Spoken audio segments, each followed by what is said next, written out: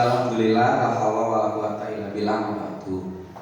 Kepada yang terhormat Bapak Fitra Dedi Prayitno selaku Kepala SD Negeri Sidomulia 1 Karangujung, Bapak Ibu guru yang saya hormati, serta teman CDP saya ada Pak Agung Eko Prasetyo dari SD Babakan 2 dan ada Pak Nuryanto dari SD Negeri Ciruyung 03. Terima kasih atas kehadirannya. Pertama dan yang utama, marilah kita panjatkan puji syukur kehadirat Allah Subhanahu wa taala yang telah melimpahkan rahmat, nikmat, sehat kepada kita semua sehingga pada hari ini, hari Selasa tanggal 27 Agustus 2024, kita masih bisa berjumpa bertatap muka dalam kegiatan menyebarkan pemahaman dan penerapan pengalaman budaya positif di SD Negeri Sidomulia ini. Salawat serta salam semoga selalu tercurah kepada junjungan Nabi Muhammad SAW yang telah membimbing kita semua dari zaman yang gelap gulita ke zaman yang terang benderang seperti saat ini. Dan kelak mudah-mudahan kita mendapatkan syafaatnya di yaumul kiamah. Allahumma amin. Bapak Ibu yang saya hormati, mohon izin sebelumnya saya meminta waktu Bapak Ibu semua setelah pulang sekolah, dalam artian anak-anak pulang sekolah, untuk mengikuti menyebarkan pemahaman dan penerapan pengalaman budaya positif untuk tugas saya di Pendidikan Guru Penggerak Angkatan 11 Kabupaten Cilacap oleh saya sendiri, Iwan Priyatna.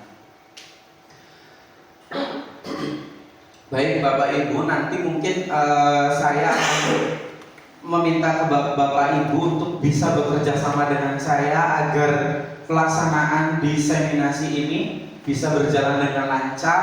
Kita diskusi fleksibel saja Bapak Ibu, tidak perlu tegang, tidak perlu terlalu formal. Ini kita saling sharing saja terkait dengan budaya positif di sekolah kita. Baik Bapak Ibu, mohon izin untuk memulai kegiatan ini. Menyebarkan pemahaman dan penerapan pengalaman budaya positif di SD Negeri Sidomulia 01 Karangujung sebagai tugas dari Pendidikan Guru Penggerak saya sendiri. Bapak Ibu mohon izin sebelum kita masuk ke materi, sebelum kita masuk ke materi kita akan membacakan sebuah pantun dulu. Mohon izin saya membacakan sebuah pantun ya Bapak Ibu. Mohon izin nanti itu cakapnya ya. Oke. Kapal berlayar di lautan biru, angin bertiup hanya sesaat, praktik baik bagai cahaya ilmu, menerangi jalan meluruskan niat. Amin. Mudah-mudahan kita bisa selalu berniat baik, menjadi seorang guru yang selalu berhamba kepada murid sesuai dengan filosofi Ki Hajar Dewantara. Bapak Ibu, kita akan melaksanakan kegiatan pembelajaran atau berbagi praktik baik ini. Namun sebelumnya kita akan menyepakati kesepakatan kelas ya. Yang pertama, menjaga kebersihan ruangan. Sepakat? Yang kedua, seluruh peserta memiliki kesempatan untuk berpendapat. Sepakat? Yang ketiga, berpikiran terbuka dan saling menghormati. Sepakat? Sepakat. Yang keempat, jika ada satu peserta berbicara, maka peserta yang lain mendengarkan. Sepakat? Yang kelima, berpendapat setelah dipersilakan, berpartisipasi penuh dan aktif berkolaborasi dan mengikuti sesi kelas dengan perasaan yang gembira. Sepakat semuanya ya? Oke, baik. Dalam kegiatan ini tujuannya adalah munculnya kesadaran warga sekolah untuk menerapkan budaya positif. Saya harapkan kita bersama-sama, nanti kita belajar bersama-sama untuk bisa menerapkan nilai-nilai atau budaya positif. Kemudian terbentuknya motivasi intrinsik pada diri peserta didik dengan meyakini nilai-nilai kebajikan universal. Nanti tujuannya ketika kita setelah belajar tentang budaya positif, kita kemudian menerapkan di kelas masing-masing, harapannya adalah peserta didik memiliki motivasi intrinsik di dalam dirinya. Kemudian setelah itu peserta didik yang setelah kita menerapkan budaya positif akan terbentuk karakter sesuai dengan profil pelajar Pancasila. Begitu Bapak Ibu ya. Nah, sepertinya ini masih tegang. Supaya kita tidak terlalu tegang dan meningkatkan konsentrasi, saya memiliki ice breaking. Ice breaking ini berupa gambar untuk mencari perbedaannya. Sulit ya, ini sangat mudah. Ini masih tingkat yang mudah. Bagaimana Bu Tami, ada yang ingin disampaikan terkait ini? Pokoknya Saya beda. Iya, Itu anak babinya menghadapnya kebalik. Yang ini menghadap ke timur, yang ini menghadap ke barat ya. Ada lagi Pak Wagiman mungkin? babinya pink ya. Babinya pink, babi bule. Soang. Ini soangnya ya. Yang ini soangnya gede, yang ini kecil. Itu babinya belang satu. Babi belang. Oh ini. Yang babi ini ada kotorannya ya Pak? Ya tanahnya. Yang ini tidak ada. Ada lagi? Kuda nih.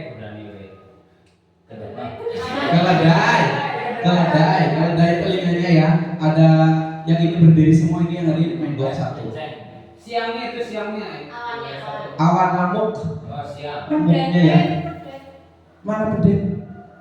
Ini mana? Sapi yang atas itu loh. Oh ini pedet. Oh ini ya belangnya. Sapi perah ya Bu Tami ya, bukan pedet ini. Pedetnya. Oke, selanjutnya ada gambar lagi. Di sini ada gambar lagi. Ini lumayan agak susah karena gambarnya rumit dan terlalu ya kompleks. Mirip. Bu Arifah? Penghapus. Oh ini ya penghapus. Setip, busukan. Ada lagi? Kepala anak. Rambutnya anak. Ada kutunya. Ini bukan foto. Ini foto layarnya. Gimana Bang? Kepala. Pak Murianto. Itu yang aktif tidak lagi. Mana? Itu yang itu ada aktif, yang ini mah nggak aktif. Oh ini mah ini apa namanya? Watermark ini mah, watermark dari Windowsnya apa gimana? Tombol lampu. Ada lagi? Itu tulisan. Yang satu berbeda, yang sini hanya. Bukan, ini bukan. Ada lagi Bu Arifah? Bukan, Daun. Yang sebelah kiri. Lengan baju, betul sekali. Yang sebelah kanan saya ini pendek, yang ini panjang. Ada lagi? Daun. Pohonnya, daunnya lebat ya. Yang sebelah sini, yang sini Yang kurus. satunya sedang kemarau. Kemarau, yang ini musim rendeng ya Bapak Ibu. Oke, ini kita sudah melaksanakan kegiatan ice breaking. Saya harapkan Bapak Ibu tetap berkonsentrasi ke depannya ya.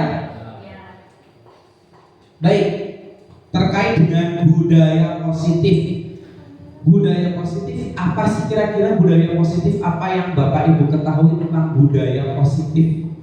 Ada yang ingin berpendapat apa itu budaya positif?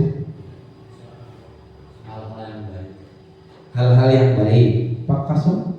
Kebiasaan yang baik. Kebiasaan yang baik. Pak Murianto? Mungkin yang berapa ya? Berbaik. Berprasangka yang baik-baik. Iya, kebiasaan-kebiasaan atau habit-habit yang sangat baik ya yang ada di sekolah. Saya setuju sama Pak Nuryanto, Pak Wagiman sama Pak Kasum bahwa budaya positif adalah perwujudan dari nilai-nilai kebajikan universal. Artinya nilai-nilai yang baik yang ada di sekolah.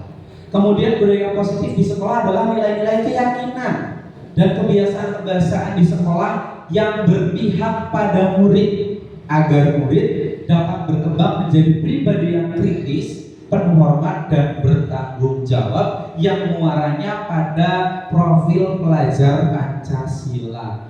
Bapak Ibu mohon izin, apakah Bapak Ibu masih ingat dengan elemen profil pelajar Pancasila?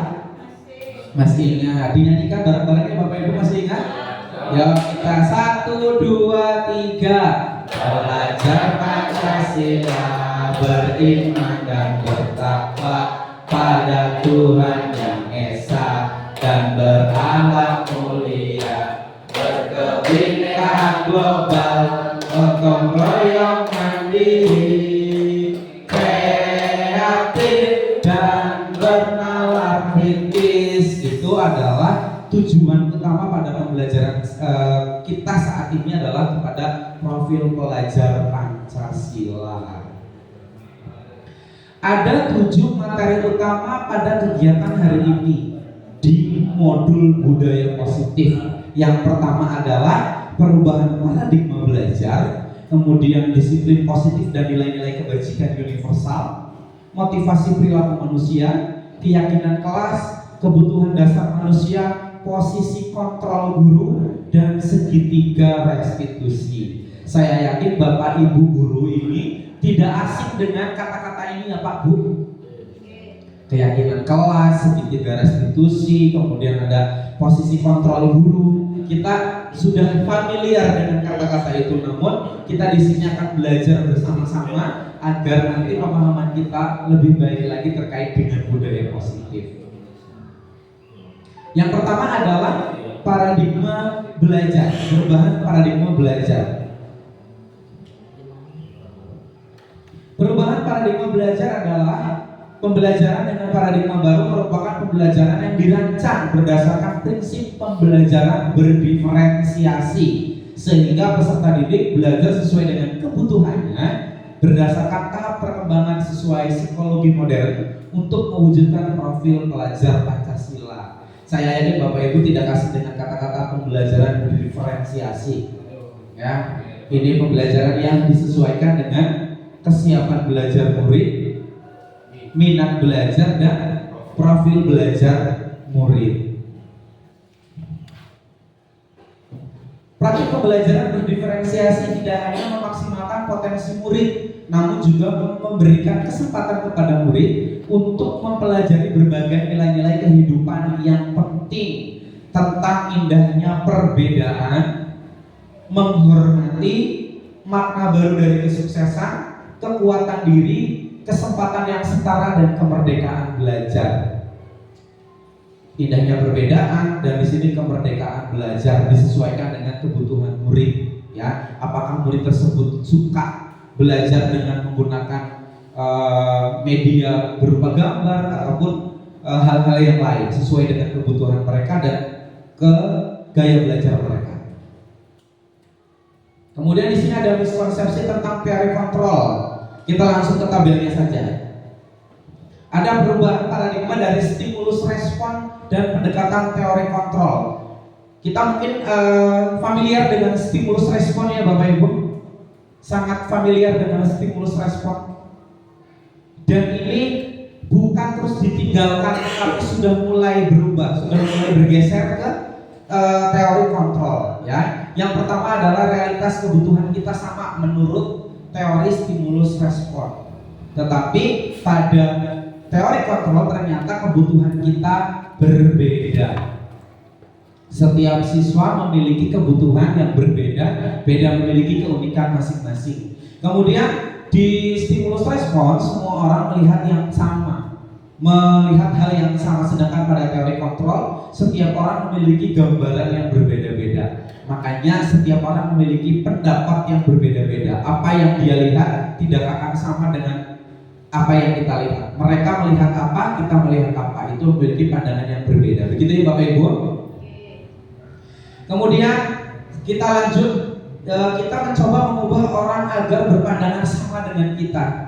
Ternyata di teori kontrol ini kita berusaha memahami pandangan orang lain tentang dunia. Yang biasanya mereka harus mengerti saya, ternyata kita ubah pandangan kita bahwa kita harus bisa melihat perbedaan yang ada. Kita tidak bisa memaksakan orang lain untuk memahami apa yang kita pahami. Apa yang menurut kita benar belum tentu menurut orang lain benar, gitu ya Bu Tami. Kemudian orang lain bisa mengontrol saya pada teori stimulus respon. Sedangkan di teori kontrol hanya Anda yang bisa mengontrol diri Anda. Hanya kita yang bisa mengontrol diri kita. Ya, kita tidak bisa, orang lain tidak bisa mengontrol saya, tetapi saya pribadi yang bisa mengontrol diri saya. Kemudian mode berpikir menang atau kalah. Tetapi pada teori kontrol model berpikirnya menang-menang. Tidak ada yang menang ataupun kalah. Semua orang pasti memiliki tujuan untuk menang. Bapak Ibu begitu. Selanjutnya materi kedua adalah nilai-nilai kebajikan universal dan disiplin positif. Bapak Ibu mungkin saya bisa dibantu untuk bisa membacakan biar tidak terlalu ngantuk ya. Pak Nuryanto bisa membacakan apa itu disiplin. Silakan Pak Nuryanto biar saling berbagi dengan saya. Ya, disiplin Bu Domira ya. Iya. Nanti saya yang mana Pak? Yang sebelah sini apa sebelah? Aduh, Inggris saya. Ya, disiplin itu berasal dari kata disiplina yang artinya belajar. Disiplin mengacu pada disiplin diri yang memiliki tanggung jawab terhadap apa yang dilakukannya berdasarkan nilai-nilai yang diyakini. Ya, terima kasih Pak Nuryanto. Bahwa disiplin berasal dari kata disiplina yang berarti belajar. Tetapi dalam konteks bahasa Indonesia biasanya disiplin itu diartikan sebagai apa Bu kami? Patuh terhadap apa yang ada di lingkungan kita. Disiplin positif merupakan salah satu cara penerapan disiplin yang bertujuan untuk menumbuhkan kesadaran serta memberdayakan peserta didik tanpa imbalan penghargaan atau reward, ancaman atau hukuman. Berarti intinya dia kembali lagi ke pribadinya dia, motivasi intrinsiknya dia untuk disiplin, tidak sedang dalam paksaan. Begitu ya Bapak Ibu. Nah, maka dari itu sebagai pendidik tujuan kita adalah mewujudkan peserta didik yang memiliki disiplin diri sehingga mereka berperilaku mengacu kepada nilai-nilai kebajikan universal dan memiliki motivasi intrinsik dalam perubahan perilaku ke arah yang lebih baik. Jadi anak-anak itu tidak diiming-imingi dengan hadiah, tidak diiming-imingi ataupun dipaksa, tetapi menumbuhkan motivasi intrinsik dalam dirinya sehingga dia memiliki rasa untuk berperilaku lebih baik lagi.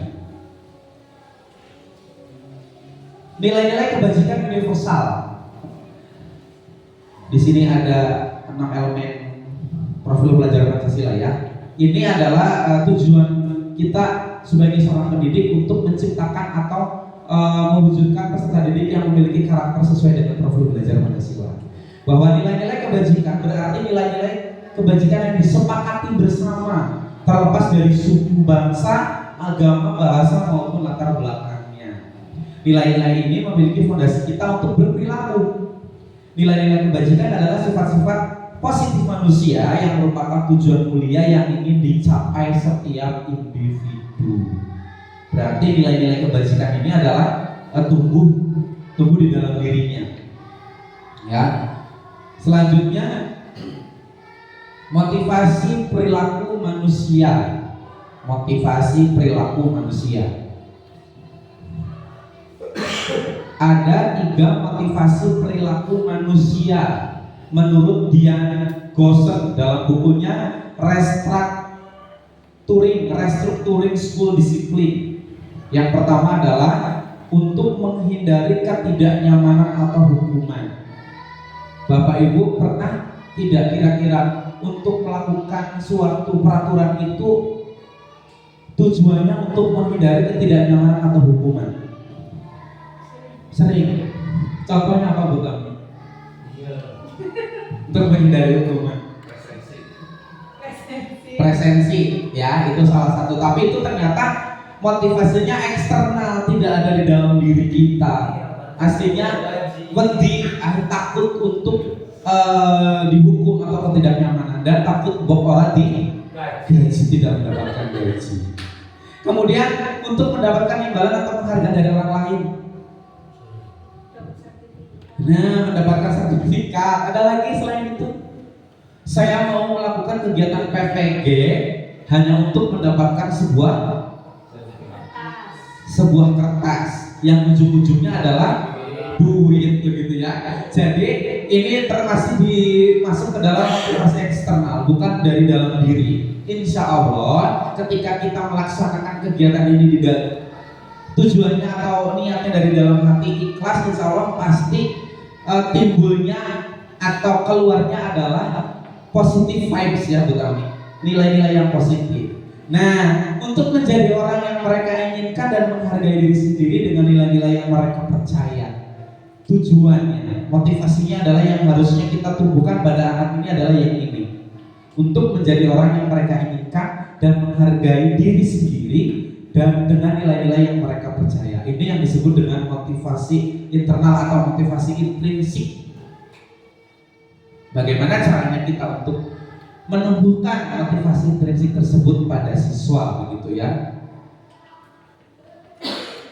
Kemudian saya memiliki 1, 2, 3, 4, 5, 6, 7. Ada 7 tindakan guru. Kira-kira ini hukuman atau konsekuensi. Tidak perlu takut untuk menjawab ini hukuman atau konsekuensi, karena nantinya kita akan belajar apa sih itu hukuman dan apa itu konsekuensi. Sebelum masuk ke materi hukuman dan konsekuensi, yang pertama, mencatat 100 kali di dalam buku dengan kalimat saya tidak akan terlambat lagi karena terlambat ke sekolah.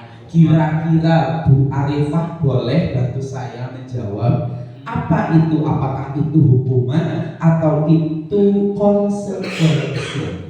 Hukuman. Apa Bu? Hukuman. Hukuman. Hukuman. Lock ya, kunci ya. Kira-kira apa itu? Ya. Hukuman. Tepuk tangan untuk Bu Arifah. Yang kedua, lari mengelilingi lapangan basket 2 kali karena terlambat hadir di sekolah. Mohon izin Bapak Kepala Sekolah mungkin bisa memberikan kira-kira ini hukuman apa konsekuensi Pak? Hukuman. Hukuman. Bagaimana? Sudah siap jawabannya? Cek.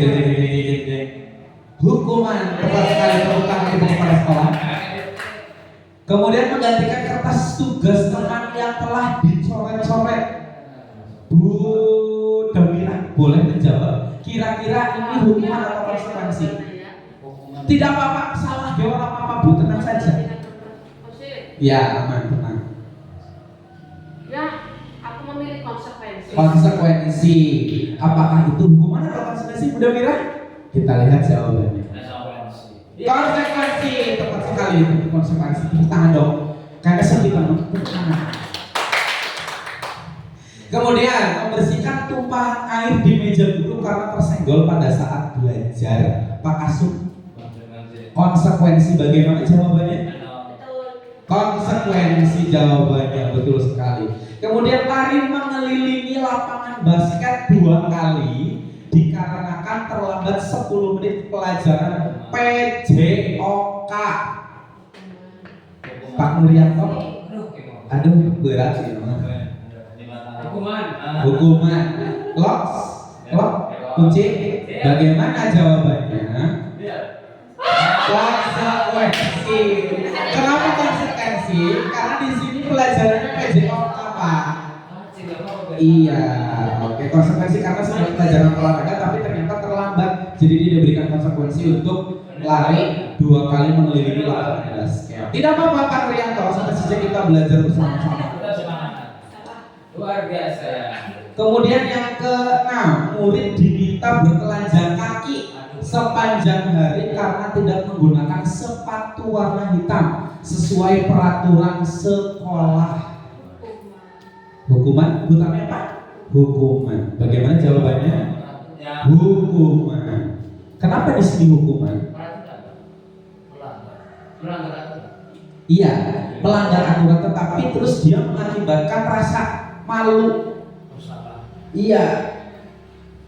Ketika dia bertelanjang kaki, apakah terus dia ada masalah yang diselesaikan setelah dia bertelanjang kaki? Malah justru menambah masalah. Dia menjadi pribadi yang gagal, begitu ya. Kemudian kehilangan 10 menit jam istirahat untuk mengerjakan tugas karena terlambat datang dan tertinggal pelajaran selama 10 menit. Apakah konsekuensi atau hukuman? Konsekuensi. Bapak Ibu sudah paham ya apa itu hukuman dan apa itu konsekuensi. Ini adalah tabelnya. Saya bacakan 1 atau 2 poin saja ya, karena ini sepertinya mungkin tidak terlalu jelas bagi Bu Kemala. Yang pertama, ketika identitas gagal, hukuman di sini sesuatu yang menyakitkan harus terjadi. Jika konsekuensi di sini adalah sesuatu harus terjadi, disiplin ya. Kemudian restitusi merupakan pilihannya. Di sini, akibatnya murid atau anak akan membenci peraturan ketika dia diberikan hukuman. Selanjutnya murid juga ketika dia diberikan konsekuensi, murid akan menghormati peraturan. Dia bersikap netral. Tetapi ketika dilakukan restitusi, murid akan menghormati dirinya dan orang lain sehingga dia memiliki sikap yang positif. Begitu Bapak Ibu ya. Next kita lanjut. Bahwa hukuman ini dilakukan secara tidak terencana atau tiba-tiba Pak Kasum. Kadang-kadang ada kalanya pada zaman dulu sebelum adanya kurikulum merdeka biasanya kita juga sering menghukum ya Bu, menghukum gara-gara tidak menggunakan ikat pinggang, tidak menggunakan kaos kaki akan seperti apa.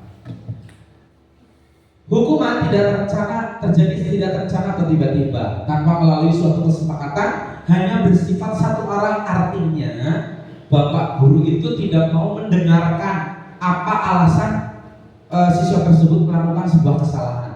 Wis pokoknya gurune orang ngerti, tidak memberikan kesempatan kepada peserta didik untuk berbicara. Kemudian hukuman bisa berupa fisik maupun psikis. Tadi ketika disuruh bertelanjang kaki selama pembelajaran gara-gara tidak menggunakan sepatu hitam, karena akhirnya dia malu ya Pak, malu akhirnya dia menambah masalah, dia malah jadi tidak mau bersekolah, biasanya seperti itu. Kalau konsekuensi di sini sudah terencana atau sudah disepakati, murid tetap dibuat tidak nyaman, walaupun dia menjadi pribadi yang netral, dia menjadi pribadi yang tidak nyaman ketika misalkan dia diberikan konsekuensi. Saya tadi menumpahkan air di meja terus harus membersihin di depan banyak orang. Misalkan seperti itu, walaupun itu konsekuensi, tapi dia merasa tidak nyaman Pak Wianto, jadi merasa mungkin bukan malu tetapi lebih ke aduh gimana ya, saya ke depannya nanti gimana ya, biasanya kan seperti itu ya Pak. Oke, sikap guru di sini senantiasa memonitor murid, biasanya terus jadi memantau. Oke, bocah kia seperti ini gitu.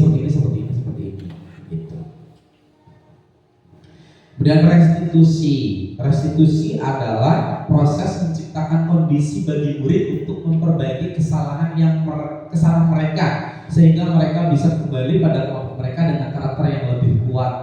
Ini menurut Gosek tahun 2004. Restitusi adalah proses kolaboratif yang mengajarkan murid untuk mencari solusi untuk masalah dan membantu murid berpikir tentang orang seperti apa yang mereka inginkan dan bagaimana mereka harus memperlakukan orang lain. Dan restitusi juga membantu murid menjadi lebih memiliki tujuan, disiplin positif dan memuliakan dirinya setelah berbuat salah. Penekanannya bukan pada bagaimana berperilaku untuk menyenangkan orang lain atau bahasa Inggrisnya people pleaser ya, atau menghindari ketidaknyamanan, namun tujuannya adalah menjadi orang yang memiliki nilai-nilai kebajikan yang mereka percaya.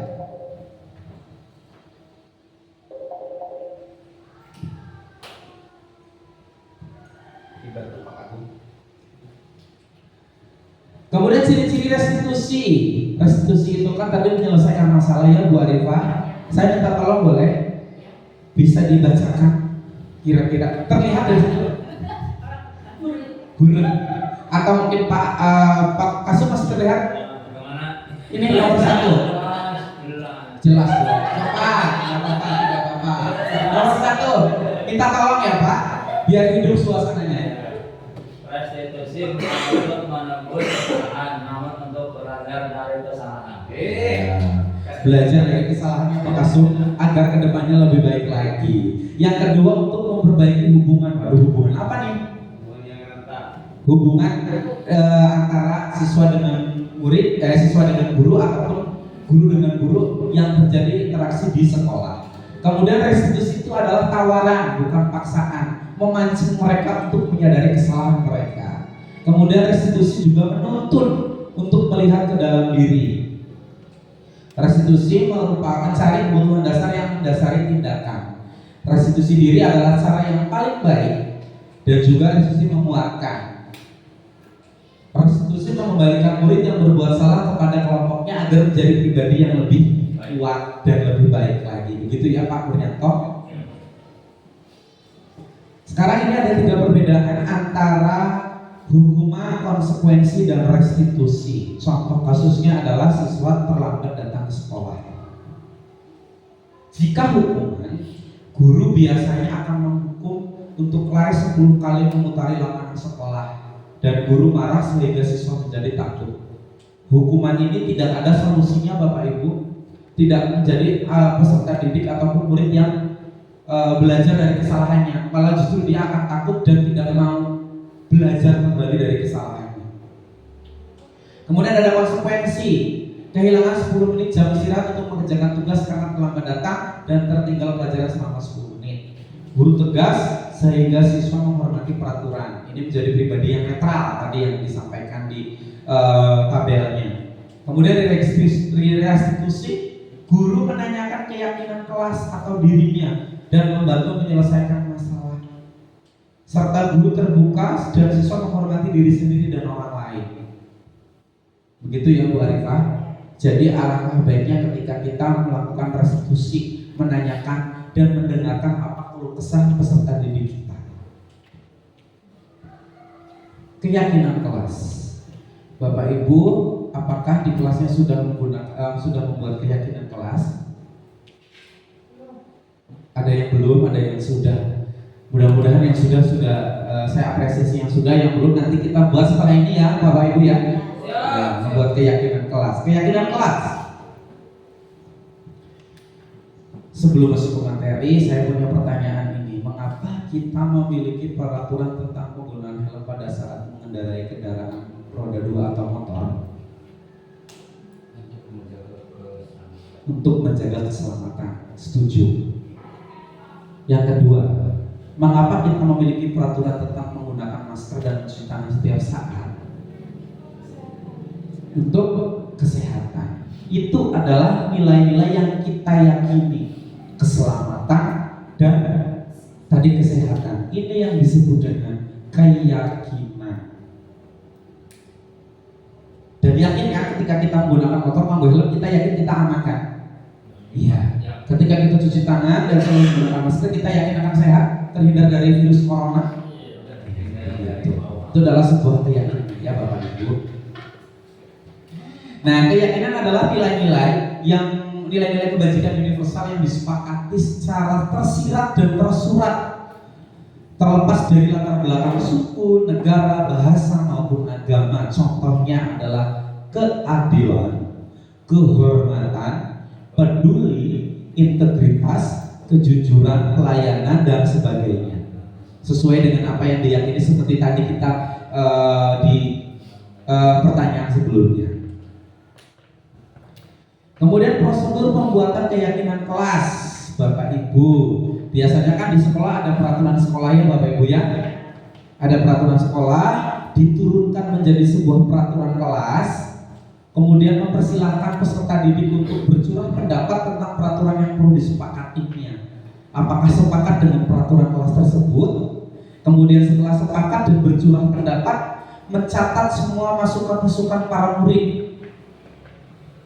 Setelah mencatat, kemudian gantilah kalimat-kalimat tersebut yang tadinya bentuknya negatif menjadi positif. Misalkan, tidak boleh datang terlambat. Itu kan kalimatnya negatif ya Bapak Ibu. Diubah menjadi kalimat positif, menjadi datang ke sekolah atau datang ke kelas tepat waktu.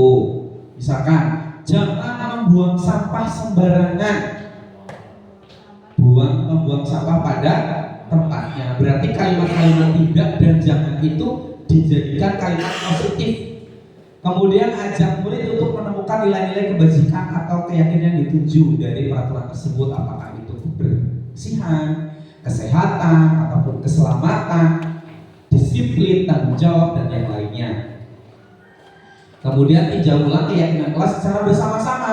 Sebaiknya keyakinan kelas tidak terlalu banyak, bisa antara 3-7 keyakinan agar dapat diingat dan dijalankan oleh murid.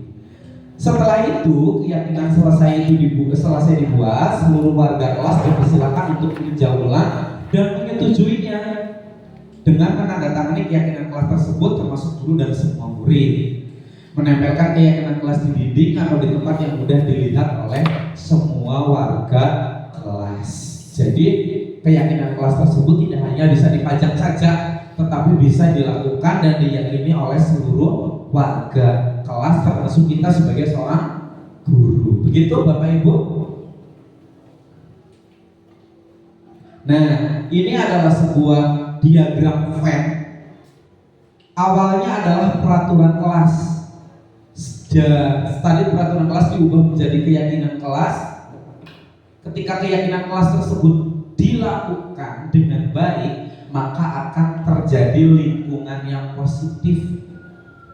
Kelas tersebut lingkungan yang positif, lama-lama dia akan menjadi sebuah budaya yang positif, sehingga di sekolah tersebut bisa dikatakan sebagai sekolah yang memiliki lingkungan positif. Begitu Bapak Ibu.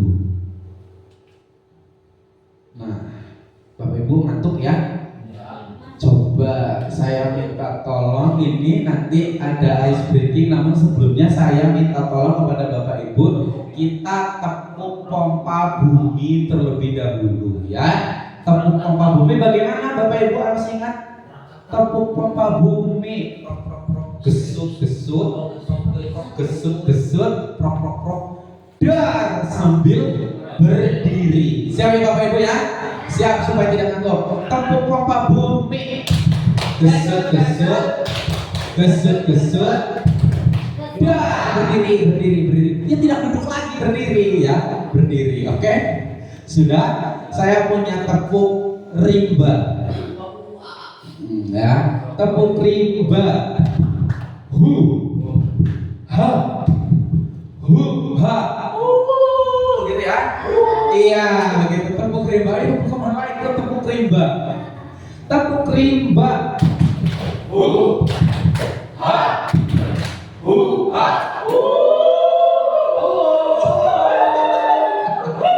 Ulangi yang keras Bapak Ibu ya, yang keras biar kita tidak terlalu tegang ya Bapak Ibu ya. Tepuk rimba. Hu, ha, hu, ha.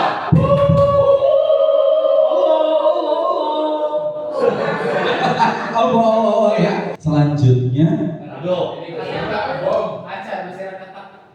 Nah, Bapak Ibu silakan keluar dari zona nyamannya ke depan ya dong. Pak Agung diharap tenang. Dari depan aja Pak, dipindah aja Pak. Dari situ apa dari sini? Mungkin dari sana. Siap.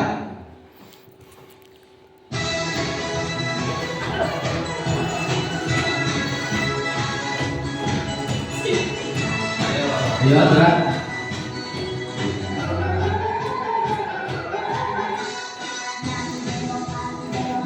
Oke, di kiri.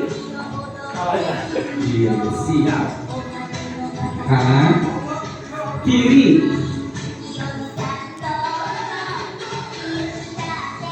Kiri.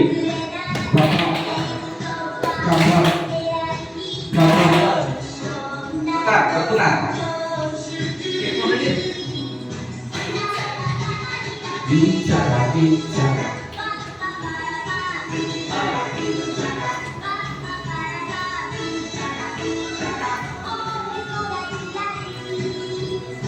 Tiga. Ha.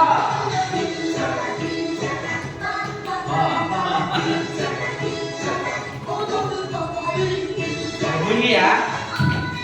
Ha.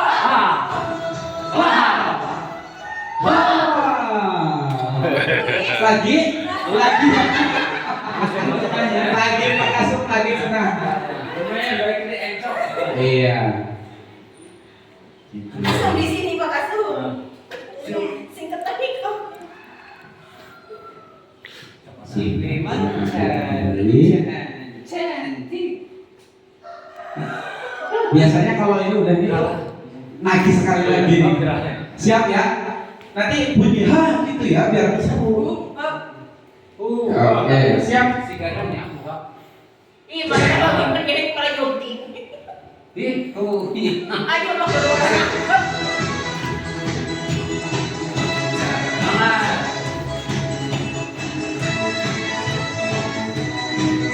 Siap, tangannya ke kanan. Tuju kanan.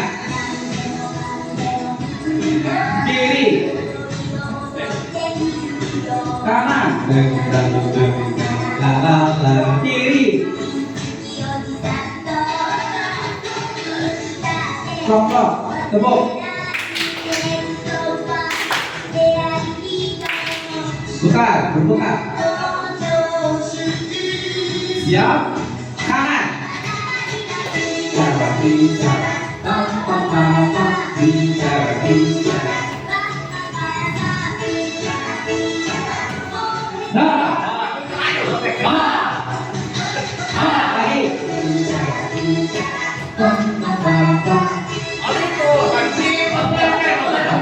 Lagi. Lagi.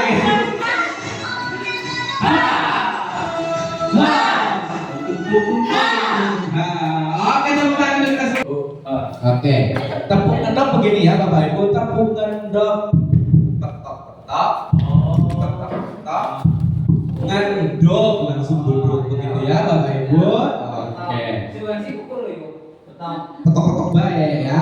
Oke, tepuk ngendok, petok, ngendok. Nah, alhamdulillah duduk kembali ya. Alhamdulillah Bapak Ibu pasti sedikit lelah ya. Boleh minum dulu Bapak Ibu. Boleh minum dulu, saya yakin gerak sedikit kesenangan. Saya yakin seperti itu. Awal dia kaget. Waduh, sampai sehari Oke, baik, kita lanjut ke materi selanjutnya terkait dengan kebutuhan dasar manusia. Ternyata manusia ini memiliki kebutuhan dasar ya Bu. Kalau kita tahu kan manusia memiliki kebutuhan primer, sekunder, dan tersier. Kalau primer itu adalah sandang, pangan, dan papan ya. Namun di sini sebagai manusia kita memiliki kebutuhan, ada 5 kebutuhan dasar. Yang pertama adalah kebutuhan bertahan hidup. Tadi sandang, pangan, dan papan berarti ya. Di sini tempat makanan, pakaian, tempat tinggal, keamanan, dan kesehatan. Ini kebutuhan yang paling utama. Kemudian ada rasa kasih sayang dan rasa diterima. Rasa diterima dan dipedulikan, berbagi, kerjasama, menjadi bagian dalam kelompok. Biasanya kan kita perlu validasi ya Bu Tapi ya.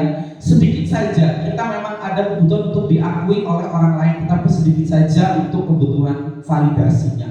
Tidak perlu berlebihan. Nanti banyak orang yang kurang suka terhadap kita ketika kita ingin divalidasi terlalu berlebihan. Ya Bapak Nuryanto. Oke.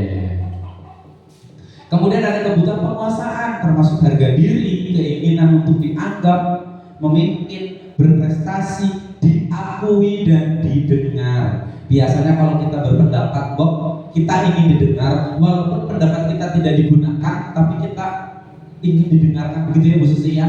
Minimal kita didengarkan.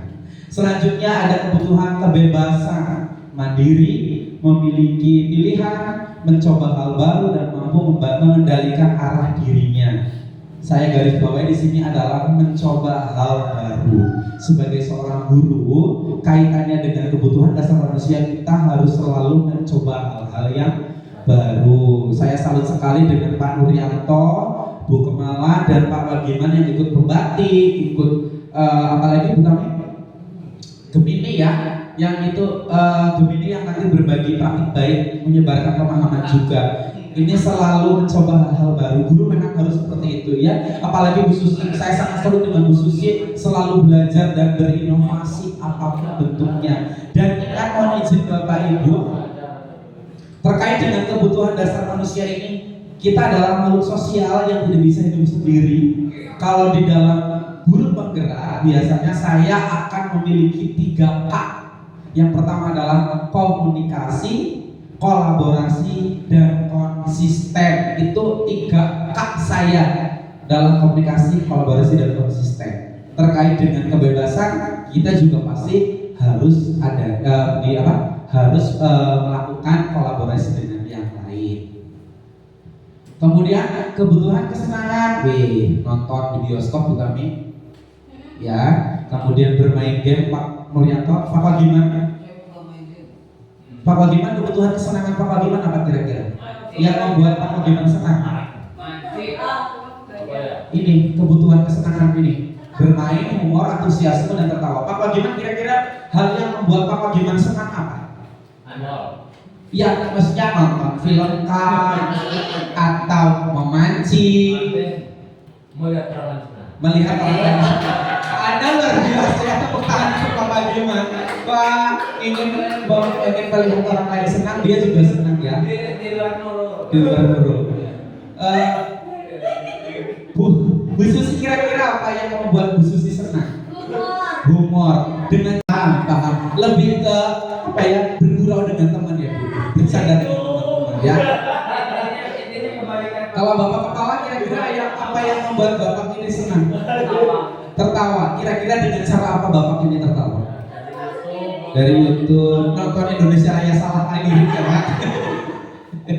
Itu juga salah satu kebutuhan kita sebagai seorang manusia. Apalagi ya, cakap Sopi, wah luar biasa ini. Kepuasan tersendiri ya. Bu Damira apa Bu kira-kira? Yang membuat Bu Damira senang? Memasak. Iya. Tadi sudah 5 kebutuhan dasar, kita memposisikan diri sebagai apa? Posisi kontrol guru. Ada 5 posisi kontrol guru. Apa saja? Yang pertama adalah penghukum. Yang kedua adalah membuat merasa bersalah. Yang ketiga teman, bestie, ya. Kemudian pemantau serta manajer. Sebelum masuk ke penjelasannya satu persatu, kira-kira kita berada di posisi yang mana ya? Apakah penghukum atau pembuat merasa bersalah, teman, pemantau atau manajer? Kira-kira, memang kira-kira satu saja. Papa gimana? Anda sebagai apa kira-kira kalau mengajar di kelas ataupun di luar ruangan di pelajaran olahraga, Anda memposisikan diri sebagai penghukum, pembuat merasa bersalah atau yang lain? Kira-kira kalau di dalam lapangan itu teman, ya. Kalau di luar lapangan, suatu dari kelas itu jadi mungkin ngomong Ini membantu ya. iya, memantau ya Pak, memantau saja. Iya. Memantau, bukan membantu ya, memantau. Tidak apa-apa. Memantau ya, tidak apa-apa. Oke. Pak Wawan, kira-kira Pak Wawan kalau di kelas ini memposisikan diri Pak Wawan sebagai seorang apa? Penghukum ya.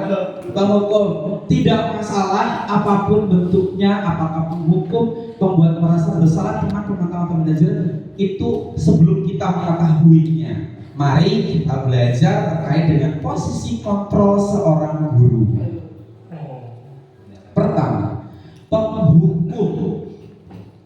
Seorang penghukum bisa menggunakan hukuman fisik maupun verbal.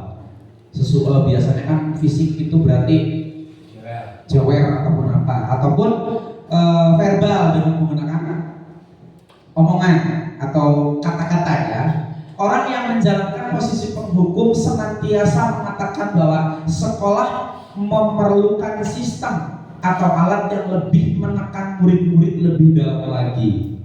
Kalau kemarin saya mendapatkan informasi, berarti penghukum itu agar siswa itu mendapatkan efek jerak begitu ya, Pak Kepala. Kemudian posisi yang kedua, pembuat merasa bersalah. Pada posisi ini biasanya guru akan bersuara lebih lembut. Pembuat rasa bersalah akan menggunakan keheningan yang membuat orang lain merasa tidak nyaman, bersalah atau rendah diri. Membuat rasa bersalah.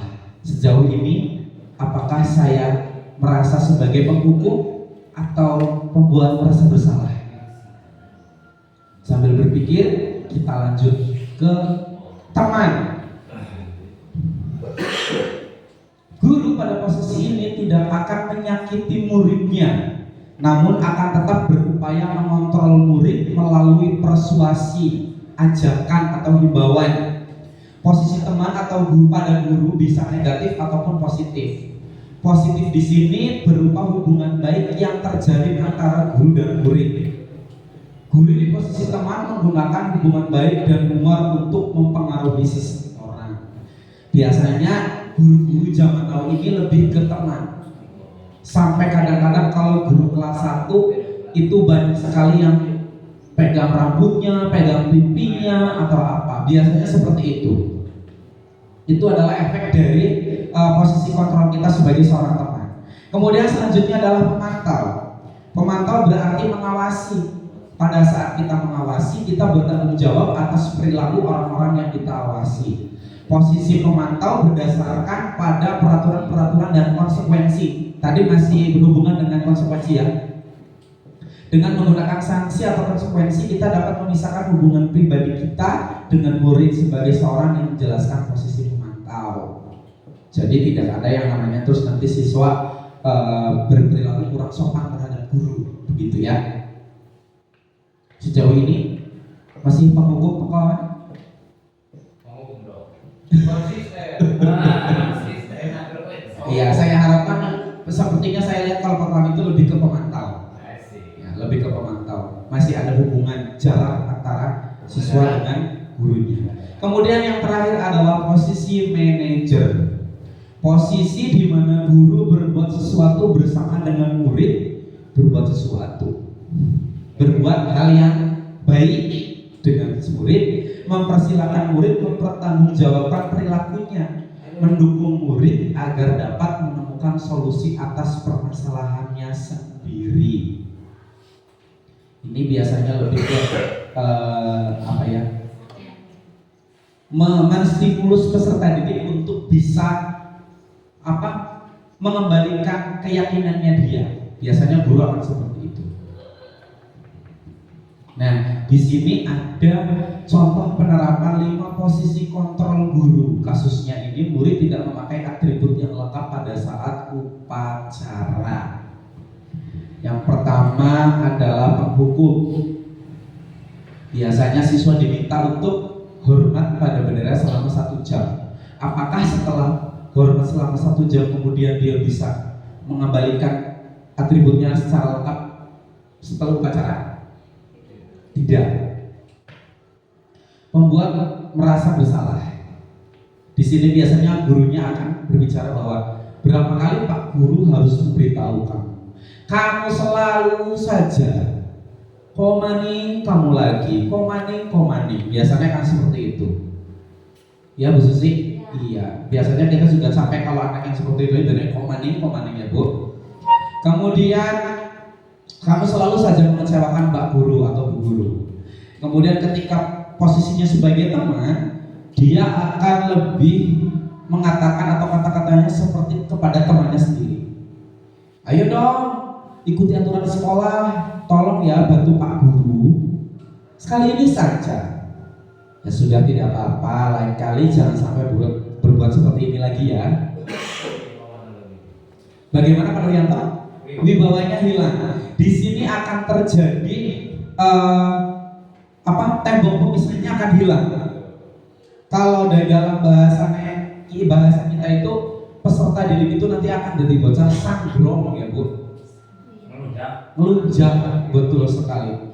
Bahasa sandrong sih, bahasa dari bahasa sandrong. Kemudian ada posisi pemantau. Kamu sudah melanggar peraturan sekolah. Kamu tahu konsekuensinya? Setelah upacara, kamu beli atributnya ke koperasi dan jangan diulangi lagi. Biasanya sekarang guru-guru semakin memahami bahwa daripada dihukum tidak ada penyelesaiannya, lebih baik ketika tidak menggunakan atribut beli di koperasi. Biasanya seperti itu ya Pak. Gak bawa buku gambar Pak, beli aja di koperasi. Tapi jangan diulangi lagi ya. Biasanya kita seperti itu ya Pak Nuryanto. Nah, kemudian bagaimana dengan posisi sebagai manajer? Ternyata ketika sebagai seorang manajer, dia akan berkata, apakah kamu tahu kesalahanmu? Kira-kira bagaimana kamu memperbaiki kesalahanmu? Artinya guru ini memberikan stimulus, memberikan suatu pertanyaan pemantik. Kalau di dalam pembelajaran itu pertanyaan pemantik agar dia mengetahui kesalahannya apa dan tahu bagaimana cara menyelesaikan masalah tersebut. Ini adalah posisi sebagai manajer. Bagaimana Bapak Ibu? Sampai sini apakah kita berperilaku atau memposisikan diri sebagai penghukum? Pernahkah Bapak Ibu memposisikan diri sebagai seorang penghukum? Pernah. Saya juga pernah. Apakah pernah memposisikan diri sebagai pembuat merasa bersalah? Sangat pernah. Apakah sebagai teman? Sangat pernah sekali ya, sangat pernah sekali itu udah berurusan kakak. Kemudian pemantau? Sering ya Bu Arifah ya. Kemudian sebagai manajer? Jarang, belum ya. Nah nanti kita bisa memposisikan diri kita sebagai seorang manajer agar peserta didik ini bisa menyadari apa yang dijadikan kesalahannya dan bagaimana cara menyelesaikan permasalahan tersebut. Bapak Ibu mohon izin kita nonton video satu ini. Dani, kamu lagi. Kamu itu nggak kamu kapok ya? Bapak kasih hukuman, capek Bapak Dani. Langsung aja, sini tangan kamu. Duduk.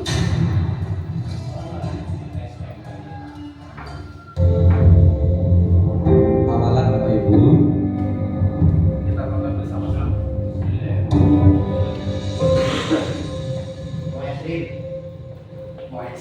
Muslim berlomba dalam society.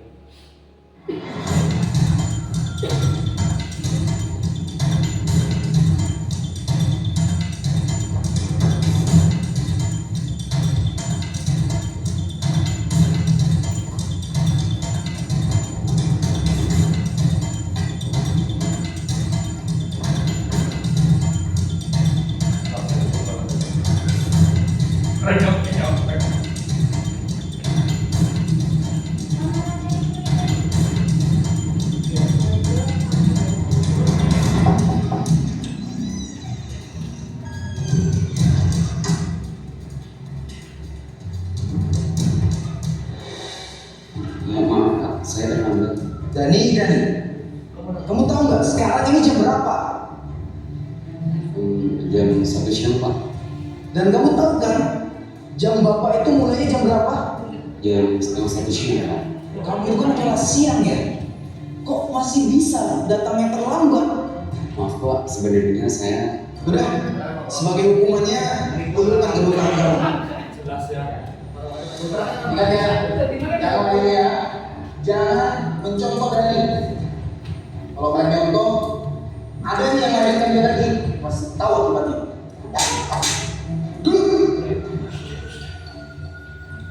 Oke, anak-anak sekalian, buka halaman 120. Silakan kalian baca dulu tuh bab 2. Bila ada yang ingin ditanyakan, langsung tanyakan kepada Bapak.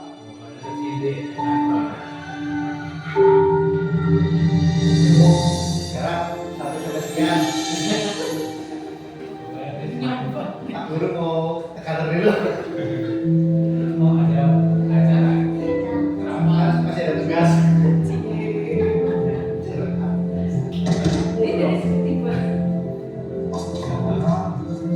Kamu tahu apa ada luka?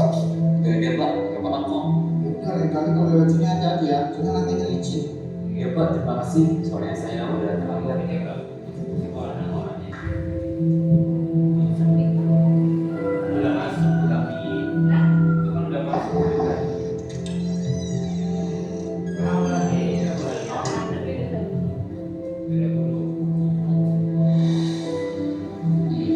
Maaf Pak, saya terlambat. Dani lagi. Kenapa ya? Kamu ini kok gak bisa jadi anak disiplin seperti yang lainnya? Dani, teman-teman kamu nih yang lain bisa datang tepat waktu. Bahkan ya, setengah jam sebelum jam Bapak mulai, mereka sudah datang. Maaf Pak, sebenarnya tadi Udah, Dani, diam. Bapak nggak mau dengar apapun alasan kamu. Kamu tahu kan? Harus apa?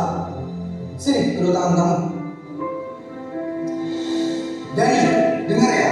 Kalau kamu masih aja datang terlambat, Bapak nggak akan segan-segan untuk selalu melakukan ini sama kamu setiap hari. Dan ini berlaku buat semuanya.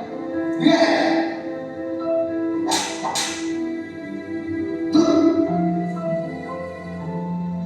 Ya sudah, yang lain perhatikan kembali. Kita lanjutkan pelajaran yang sebelumnya.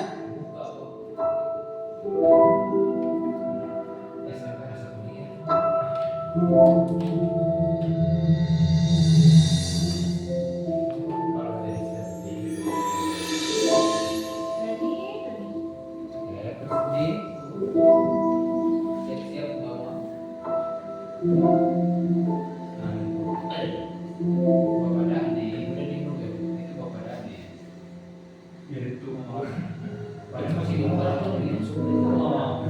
Masih Dandi itu. Coba saja. Oh, di sana.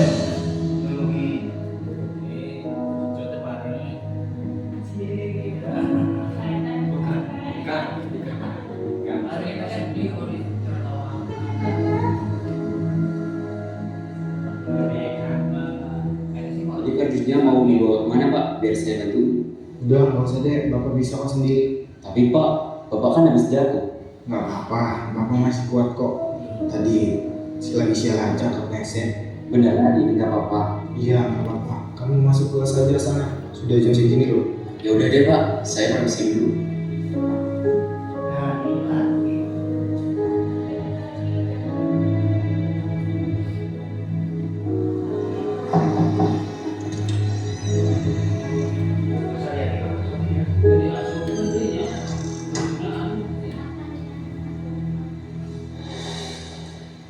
Maaf Pak, saya terlambat. Dani, kamu lagi. Kamu itu nggak kapok-kapok ya, Bapak kasih hukuman. Kamu itu kan masuk siang loh. Kok bisa sampai terlambat seperti ini loh? Maaf Pak, saya... Udah. Capek Bapak Dani. Langsung aja. Sini tangan kamu.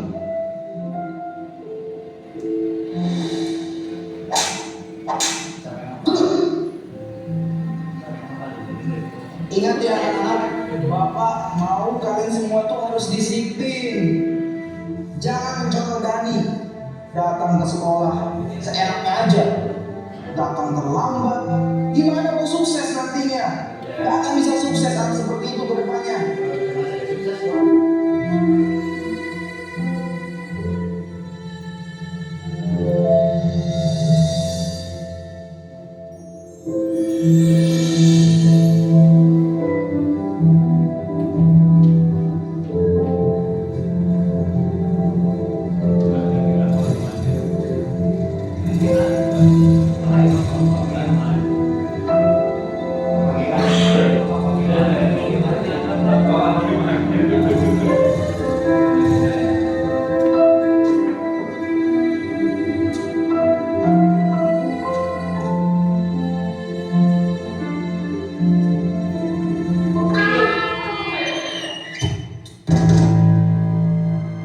Stop dulu.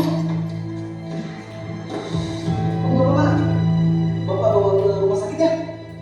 Nggak perlu Pak, saya buru-buru. Mau kemana? Biar Bapak antarin. Mau pulang ke rumah Pak. Sudah ditunggu kakak saya.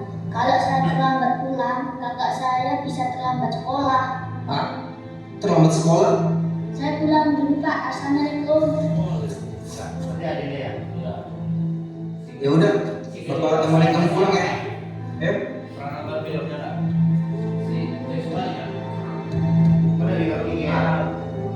Oh, ada itu lagi nyiapin. Oh ya yang ada suatu berapa kali? Tapi ada kan juga. Oh iya.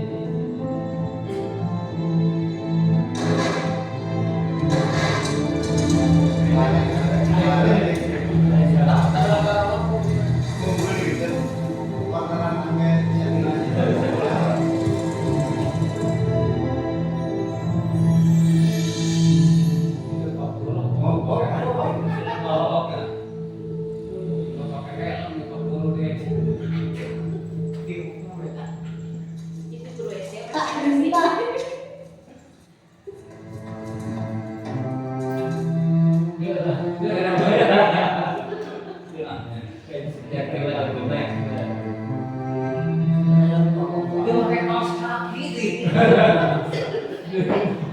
Wah, makawan itu marah.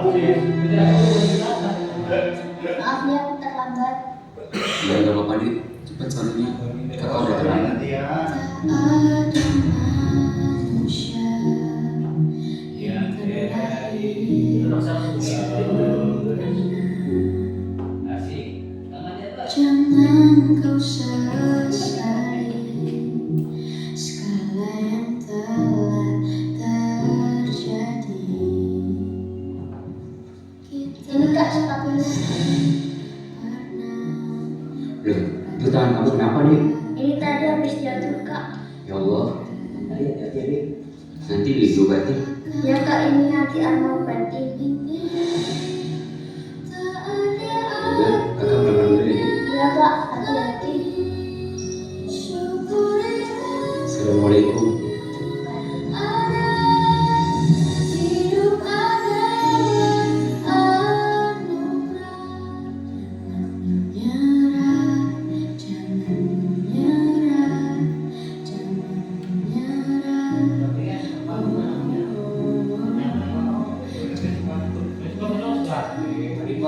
Ya, ya, ya. Ada.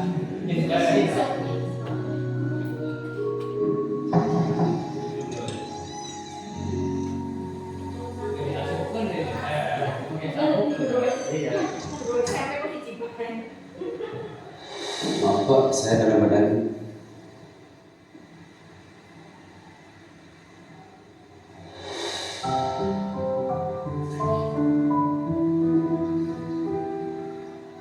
Mas Dani, maafkan Bapak ya.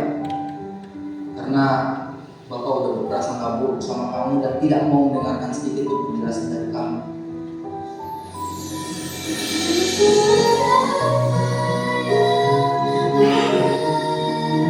Hidup adalah anugerah. Tetap jalani hidup ini, melakukan yang terbaik. Tuhan pastikan. Oh iya Mas Dani, Bapak ada sesuatu buat kamu. Bentar ya. Ini Bapak ada hadiah, mungkin tidak seberapa buat kamu. Tolong diterima ya. Apa ini Pak? Ayo, dibuka aja. Kamu lihat aja sendiri. Bapak yakin kamu pasti suka.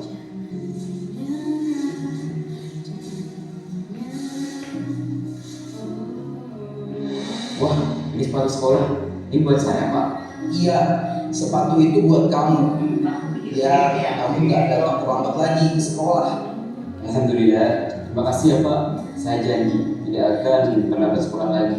Iya, Bapak juga ucapkan terima kasih. Syukuri apa yang ada. Hidup adalah anugerah. Tetap jalani hidup ini, melakukan yang Oke, Bapak Ibu, tadi ada kisah di atas seorang anak yang selalu datang terlambat, tapi ternyata gurunya tidak mau mendengarkannya. Dari kisah di atas, apa yang harus kita lakukan? Kira-kira kita harus bagaimana? Ya, terkait dengan kisah tersebut. Kalau kita memposisikan diri sebagai gurunya, kita harus bagaimana? Mungkin ada yang membantu menjawab atau sharing kira-kira akan seperti apa? Pak Wakiman?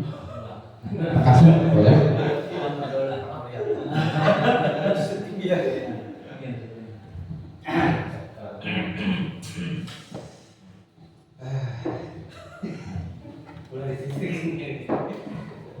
Ya, kalau menurut saya, kalau posisi saya sebagai guru tersebut, yang pertama ya harus mendengarkan alasan dulu.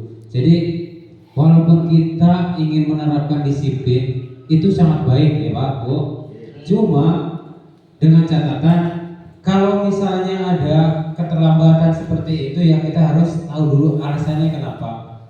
Kalau ujuk-ujuk bahasanya langsung diberi hukuman tanpa ada alasan, ya gurunya itu sendiri yang olah-olah dari gambar di situ ya salah guru gitu. Tapi bukan berarti hukuman dari guru itu salah juga, tapi gimana kita memberi hukuman dengan alasan yang tepat dulu. Itu saja mungkin. Terima kasih. Tepuk tangan.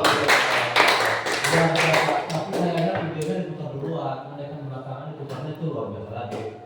Apa? Video. Videonya diputar setelah Pak Nuryanto orang genau pada kopak. Oke, ada lagi yang ingin berpendapat terkait dengan video ini? Pak Kasum atau Bu Arifah ingin mencoba? Ya, Bu Arifah. Kira-kira bagaimana? Apa sih yang harus kita lakukan setelah kita melihat video di atas? Awalnya kita harus bagaimana dan akibatnya seperti apa kalau kita memperlakukan anak tersebut seperti yang dari video? Seperti yang tadi Pak Nuryanto katakan ya, saya setuju tadi sebagai guru kita kalau misalkan ada anak yang seperti yang di video tadi kan datang terlambat hampir setiap hari, berarti kita cari tahu dulu alasannya gitu ya, bukan langsung menghukum anak tersebut, tapi kita harus cari tahu dulu alasannya mengapa anak tersebut terlambat. Setelah tahu alasannya, kita bisa mencari solusinya bersama-sama supaya anak tersebut tidak terlambat lagi. Mungkin seperti itu. Ya, terima kasih. Untuk Bu Arifah, setuju sekali sama Pak Nuryanto dan Bu Arifah bahwa kita yang pertama adalah harus mendengarkan dulu apa sih alasannya kenapa Daniel tersebut selalu datang terlambat ke sekolah, bukan terus langsung menghukumnya ya Bu Susi ya. Kita harus mendengarkan dulu, karena setelah dihukum apakah dia langsung bisa datang tidak terlambat? Iya kan? Makanya kita cari tahu dulu alasannya. Ketika kita sudah tahu cari alasannya, posisikan kita sebagai apa? Apakah kita pemantau, apakah kita manajer, apakah kita teman? Intinya seperti itu. Masih hubungannya dengan 5 posisi kontrol guru. Jadi Bapak Ibu, dengan adanya kisah tadi di sini, kita jadi tahu ternyata kita harus memposisikan kita sebagai guru di bagian mana. Apakah sebagai penghukum, pembuat rasa salah, atau teman, pemantau, ataupun manajer. Jadi kita perlu merefleksikan diri kita. Oh, ternyata saya melakukan bertindak di luar koridor saya, misalkan seperti itu.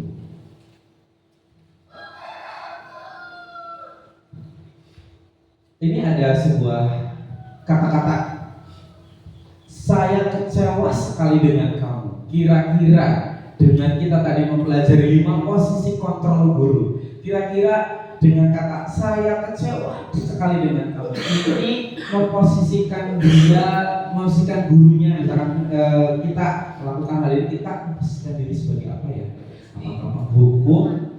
Apakah pembuat merasa bersalah? Atau teman? Atau Kamu ya. Besti. saya kecewa sekali dengan kamu. Teman dong. Besti dong. Loh, Besti, 1, 2. Gak apa-apa, gak ada yang salah. 1, 2. Besti. Ya salah. Luar biasa. Saya kecewa dengan kamu. Kan akhirnya dia merasa bersalah kalau salah dia. Biasanya seperti itu ya. Next. Kamu tidak pernah benar melakukannya. Aduh, gimana? Pak Wawan boleh menjawab. Penghukum, membuat merasa bersalah. Konsisten ya Mas? Konsisten. Apa Bu? Penghukum. Konsisten dengan penghukum ya. Kunci jawabannya survei membuktikan. Benar. Kamu Pak Wawan ternyata luar biasa. Konsistennya dengan penghukum ternyata dengan penghukum. Konsisten. Next, ada lagi. Iya, Bagaimana kamu bisa menyelesaikan masalah ini? Apa Bu Susi?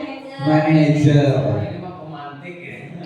Survei membuktikan. 1, 2, 3. Manajer. Tepuk tangan Bu Sisi. Besti. Ayolah, lakukan demi Bapak atau Ibu ya. Apa? Besti, ya. Besti. Apakah benar Besti kita loh?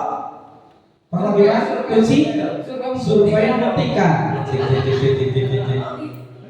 Tepuk tangan. Apakah kamu mendapatkan stiker bintang hari ini? Atau anu acar. Apa yang saya kira-kira apa kira-kira? Survei membuktikan. Apakah itu benar? Benar sekali. Pak Wawan benar. Berarti Pak Wawan sudah paham ya materi ini ya Pak Wawan. Nah, yang selanjutnya adalah segitiga restitusi. Restitusi, jangan sampai salah mendengar ya. Segitiga restitusi. Segitiga restitusi apa sih segitiga restitusi? Kita bahas bersama-sama. Segitiga restitusi adalah suatu proses dialog yang dijalankan oleh guru agar menghasilkan murid yang mandiri dan bertanggung jawab. Ada segitiga di sini. Ada tahap 1 yaitu menstabilkan identitas.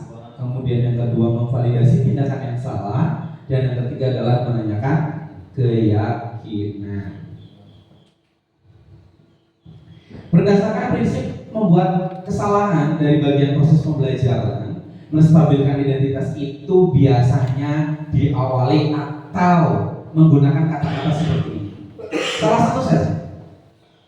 Berbuat salah itu hal yang manusiawi, atau manusia memang tempatnya salah, biasanya seperti itu ya, untuk menstabilkan identitas.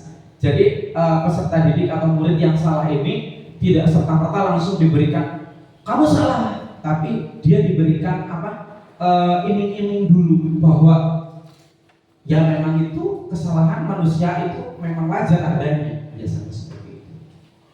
Kemudian ada validasi tindakan yang salah, biasanya nanti di sini akan ada kata-kata begini. Kamu pasti punya alasan untuk melakukan itu. Atau kamu patut bangga karena telah melindungi sesuatu yang penting buat kamu. Ini artinya memvalidasi tindakan yang salah, membenarkan tindakan yang salah terlebih dahulu. Itu tahap yang kedua. Kemudian tahap yang ketiga adalah menanyakan keyakinan. Bahwa dalam menanyakan keyakinan ini, guru akan bertanya, nilai apa yang dipercaya di kelas kita, atau masih ingatkah dengan keyakinan kelas kita? Kira-kira kalau ingat apa ya? Biasanya seperti itu. Apa yang kamu rasakan ketika kamu melakukan itu? Dia akan memikirkan kembali, akan refleksi, saya melakukan apa ya? Saya tadi lupa tentang keyakinan apa ya? Jadi identitasnya dia itu nanti akan kembali lagi kepada kelompoknya agar menjadi pribadi yang lebih kuat, tidak merasa terus dia bersalah, kemudian dia merasa terhukum begitu. Ini adalah sebuah video. Baik anak-anak, hari ini mata pelajaran IPAS ya, mata pelajaran IPAS. Hari ini kita akan belajar tentang cara-cara perkembangbiakan secara generatif pada tumbuhan. Sudah siap semuanya? Waalaikumsalam Latifah. Loh kok Latifah hari ini jatahnya lambat? Iya Pak. Bangunnya kesiangan. Oke, tidak apa-apa. Silakan kamu duduk dulu untuk mengikuti pembelajaran bersama teman-teman yang lainnya. Oke, baik, kita lanjutkan ya.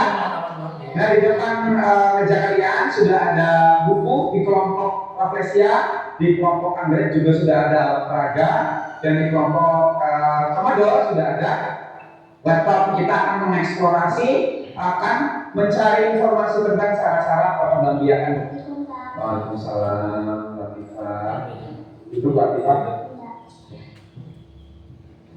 Latifah, apa kabar Latifah? Baik Pak. Sehat ya? Sehat. Latifah tahu tidak kenapa kok Latifah dipanggil lagi? Baik Pak, karena saya sudah terlambat ke sekolah. Datang terlambat ke sekolah ya. Kok bisa Latifah datang terlambat ke sekolah? Padahal Latifah kan selalu datangnya paling asik, nggak pernah telat. Itu kenapa? Karena tadi malam Kenapa kok bisa tidurnya kemalaman? Ngerjain PR kita semalaman. Ngebut. Iya. PR-nya dikerjain ngebut semalaman gitu. Iya. Iya, terus karena itu jadinya bangunnya kesiangan. Asal malam apa tidak? Enggak, lupa Pak. Enggak ngasih tahu ibunya juga. Enggak, ibunya pergi. Ibunya pergi, ibunya baik Latifah, Pak Guru menghargai usahanya Latifah karena mengerjakan PR-nya Latifah dan juga jujur sama Pak Guru. Dan memang yang namanya manusia itu merupakan tempatnya salah, dan Pak Guru juga kadang-kadang lupa ya Latifah ya. Nah, PR-nya dikerjakan dijemput semalaman. Padahal Pak Guru kan ngasih PR itu Jumat minggu lalu, tapi Latifah dikerjainnya semalam. Ngebut. Ya, itu ya. Ya akhirnya kesiangan. Baik Latifah berarti sadar itu salah. Oke. Latifah masih ingat tidak dengan keyakinan kelas? Masih Pak, yang di depan papan tulis kan? Yang ditempel. Iya. Itu adalah keyakinan kelas satu, bukan cuma untuk dipajang, tapi untuk dilaksanakan. Nah, itu Latifah sudah sadar sudah untuk melaksanakan keyakinan kelas. Nah, gitu ya Latifah ya. Nah, tentang keyakinan kelas berarti Latifah melanggar dong. Iya. Melanggar ya. Melanggar keyakinan kelas Latifah. Nah, melanggar keyakinan kelas itu nilai-nilai sesuai Disiplinan sama kurang waktu. kurang waktu, kurang menghargai waktu. Ya, kurang menghargai waktu. Nah, itu kita sudah mengetahui sendiri bahwa kurang menghargai waktu. Nah, kira-kira ketika Latifah bangun supaya tidak bangunnya kesini, Latifah harus apa? Pasang alarm, minta tolong ibu dan ayah sama Untuk membangunkan ya, itu Latifah sudah tahu, berarti bisa minta bantuan orang tua. Latifah untuk membangunkan ya, itu. Nah, itu sudah paham, sudah pintar ya. Nah, selanjutnya terkait dengan PR yang semalam dikerjakannya ketika apa Latifah bisa dikerjakan? ketika sepulang sekolah, pulang madrasah. Sepulang sekolah atau sepulang ada waktunya kan? Nah, Latifah sudah paham dan Pak Guru yakin kalau Latifah bisa melakukan itu dengan baik. Latifah anak yang pintar, anak yang berbakat, jadi Latifah pasti bisa melakukan itu. Makanya Latifah kalau ada kesulitan pelajaran, ada masalah apapun di sekolah bisa bercerita dengan Pak Guru ya. Nah, begitu Latifah bisa bekerja sama dengan Pak Guru biar masalah-masalah apapun kesulitan Latifah bisa diselesaikan bersama. Terima kasih ya Pak sudah mengingatkan saya. Ya, sama-sama Pak. Selanjutnya Latifah bisa melanjutkan aktivitasnya belajar di sini. Ya. Ya. Assalamualaikum warahmatullahi wabarakatuh. Nama saya Latifah. Saya merasa senang walaupun saya berbuat salah. Pak Guru tidak memarahi saya dan menghukum saya. Saya akan memperbaiki sikap saya sesuai dengan keyakinan kelas. Wassalamualaikum warahmatullahi wabarakatuh.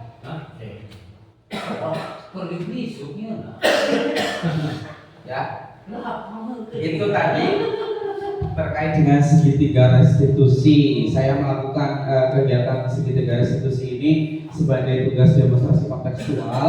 Ada beberapa yang memang miss ataupun hilang dari tahapan itu. Mengapa tahapan itu hilang? Karena dalam pelaksanaan segitiga restitusi ini tidak selamanya 3 tahap itu bisa dilakukan.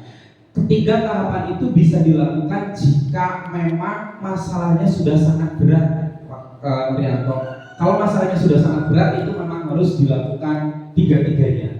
Tetapi Bapak Ibu, saya yakin sudah melakukan restitusi juga terhadap anak-anaknya atau murid-muridnya di kelas, walaupun tidak dengan ketiga tahapan tersebut. Tapi itu tidak masalah. Hal-hal tersebut bisa dilakukan oleh kita sebagai seorang guru untuk menyelesaikan masalah yang dihadapi oleh peserta didik kita.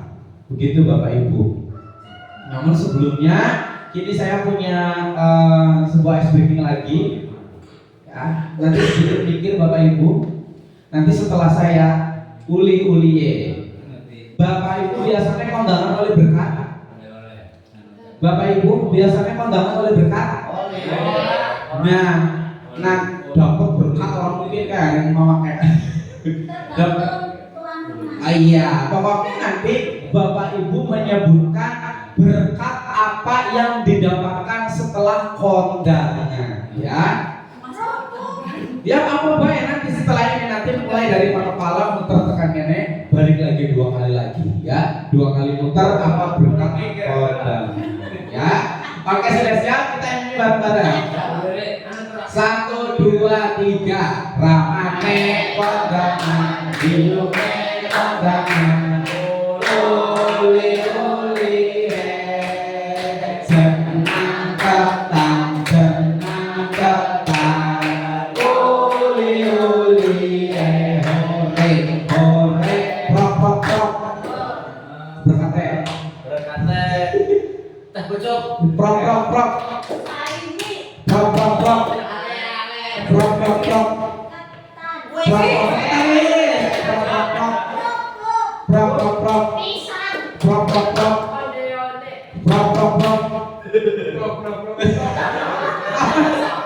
Apa? Oh iya, prok, prok, prok. Prok, prok, prok. Apa? Berkata apa? Prok, prok, prok.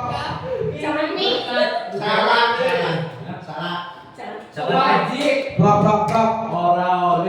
Weh, ayah. Minta kewajiban. Prok, prok, prok. Prok, prok, prok. Prok, prok, prok. Prok, prok, prok. Prok, prok, prok. Prok, prok, prok. Prok, prok, prok. Ayo Bu, berkatnya apa? Prok, prok, prok. Prok, prok.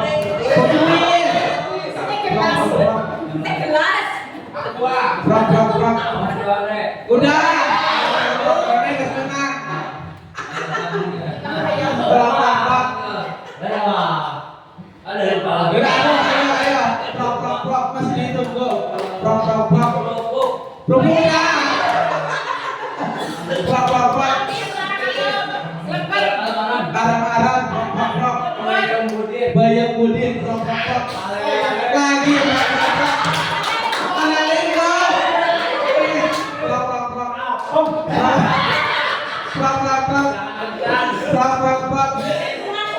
Prok, prok, prok. Jangan omak. Prok, prok, prok. Jangan buncis. Prok, prok, prok. Iya. Prok, prok, prok. Prok, prok, prok. Prok, prok, prok. Prok, prok, prok. Buncis jangan. Seripin. Prok, prok, prok. Prok, prok, prok. Saun geus, diulang disebut. Oh ya. Prok, prok, prok. Gorengan. Prok, prok, prok.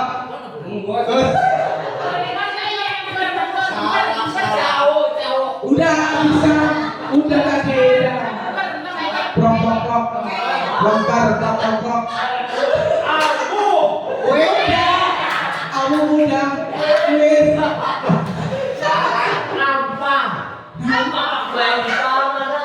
Kalian kalau nanti apa tepuk tangan untuk kita semuanya. Tepuk tangan Bapak Ibu. Oke. Ternyata berkat kondangan akan apa ya? Tapi yang dibahas ada apa ale-ale. Padahal kan ada kopi, ada apa ya? Nah, ada tempe Buddha mana guys? Oke Bapak Ibu, izinkan saya untuk menutup kegiatan ini dengan sebuah pantun.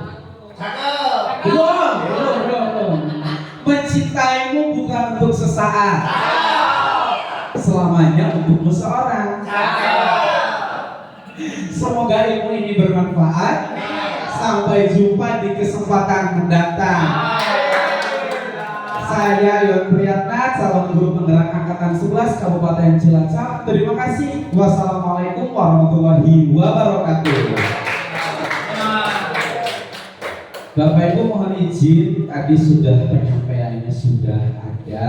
Kemudian saya mohon izin dari Bapak Ibu untuk bisa kira-kira mungkin ada pertanyaan atau umpan balik, kira-kira apa keluhan atau mungkin apa unek-unek yang ada di dalam pemikiran Bapak Ibu terkait dengan materi budaya positif. Jika nanti ada pertanyaan, kita bisa sharing dengan teman-teman. Kira-kira mungkin dari teman-teman ada yang bisa menjawab pertanyaan tersebut. Begitu Bapak Ibu, dipersilakan untuk memberikan pertanyaan atau sekedar pemberian umpan balik. Makasih. Oh iya, ada yang lain? Pak Kepala silakan. Aduh, berat. Ini mah harusnya menjawab. Terima kasih. Bismillahirrahmanirrahim. Assalamualaikum warahmatullahi wabarakatuh. Yang saya hormati Bapak Ibu dan Guru Siswa 1 serta tamu yang terhormat yang kami hormati dari ranting Bapakan dan dari Ciruyo gitu. Langsung saja berkaitan dengan materi hari ini, yaitu tentang disiplin positif, budaya positif yang berkaitan dengan segala institusi. Dari awal sampai dengan akhir, pada dasarnya saya yakin semua Bapak Ibu Guru sudah menjalankan dari kelima prinsip itu ya, mulai dari penghukum, teman, sampai dengan yang terakhir adalah manajer. Karena memang pada dasarnya di dunia nyata ya Pak Nananggi, kalau itu kan di dunia teorinya ya, di ada apa khusus sih? Oh ini di dunia nyatanya atau pada kehidupan sehari-hari di sekolah kita itu kan karakteristik masing-masing peserta didik itu kan berbeda-beda bergantung dari pola asuh atau gaya dari mendidik oleh kedua orang tuanya di rumah. Dengan metode yang kelima itu, jika kita pilih salah satu, kayaknya sulit apa gitu dari ketiga metode itu. Posisi kontrol gurunya. Nah, bagaimana ketika menghadapi sebuah karakter anak di suatu kelas yang berbeda-beda? Mungkin anak tersebut itu bandel. Dengan model video yang seperti tadi, ya nggak apa-apa, itu kesalahan yang wajar. Kalau posisi saya mungkin nyesuk mangkatnya lebih aman nih Pak, karena semakin nyaman. Itu dilemanya seperti itu. Atau mungkin ada anak yang berangkat terlambat sedikit saja, gurunya belum datang saja sudah sangat takut sekali. Ada yang santai saja, yang mono, orang yang bagian, ada yang seperti itulah. Kira-kira kalau posisi guru kita di dalam kehidupan sehari-hari dengan berbagai karakteristik anak yang seperti itu sih, kalau menurut panjenengan atau semuanya ini, posisi mana yang terbaik? Atau memang kolaborasi juga boleh dari misalkan ada penghukum sampai dengan manajer? Karena pada kenyataan di lapangan nanti ketika sudah tumbuh dewasa, itu hukum itu berlaku dan berjalan.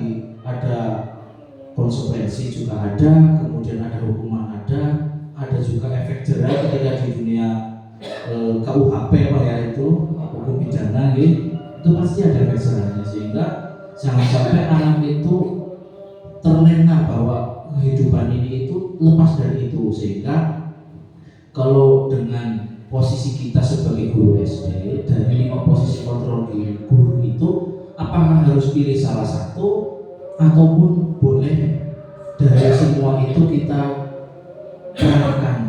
Terima kasih Pak. Kurang lebihnya Monas. Terima kasih.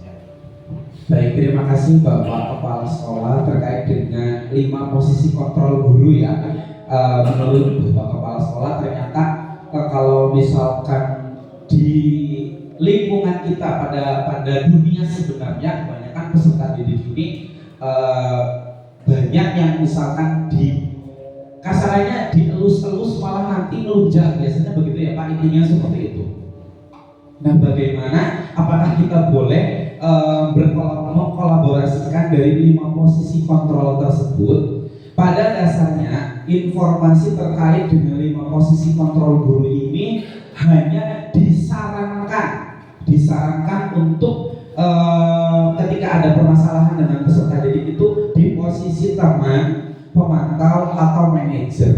Tetapi di dalam dunia nyatanya, saya yakin sebagai guru ketika memposisikan diri sebagai penghukum atau membuat merasa bersalah, tetap akan ada sisi positifnya.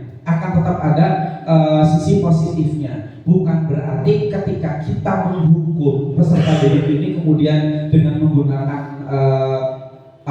secara fisik ataupun psikis saja ya Bu, tetapi kita mungkin lebih ke menghukum anak ini dengan memberikan nasihat. Biasanya akan melakukan hal-hal seperti itu. Bukan juga terus tidak menjadi jerai ya Pak, tetapi lebih ke menyadarkan mereka. Walaupun memposisikan kita sebagai penghukum, saya yakin kita sebagai seorang guru menghukumnya bukan serta-merta terus akhirnya anak menjadi tidak mau sekolah ataupun takut. Bapak Ibu, saya yakin seperti itu. Jadi kesimpulannya adalah ketika kita ingin memposisikan diri kita sebagai seorang guru, kita boleh mengkolaborasikan antara pembuat merasa salah, penghukum, teman, pemantau dan manajer ini. Bisa ambillah dari posisi ataupun nilai-nilai positif dari mereka, dari posisi tersebut, diambil segi positifnya saja dengan memberikan nasihat kepada peserta didik. Saya yakin ketika peserta didik diberikan nasihat atau memposisikan diri sebagai penghukum pun, peserta didik akan memahami hal itu. Asalkan ketika misalkan kita memberikan hukuman pun bukan hukuman yang membuat anak menjadi takut terhadap kita, begitu ya Pak? Mungkin seperti itu jawaban dari saya. Kemudian juga tadi yang Bapak sampaikan bahwa nanti ketika misalkan diberikan pertanyaan atau stimulus atau memantik pertanyaan-pertanyaan seperti itu, keesokan harinya saya akan berangkat lebih siang lagi, biasanya seperti itu. Makanya sebelum ke posisi kontrol guru ini kan ada materi tentang kebutuhan dasar manusia.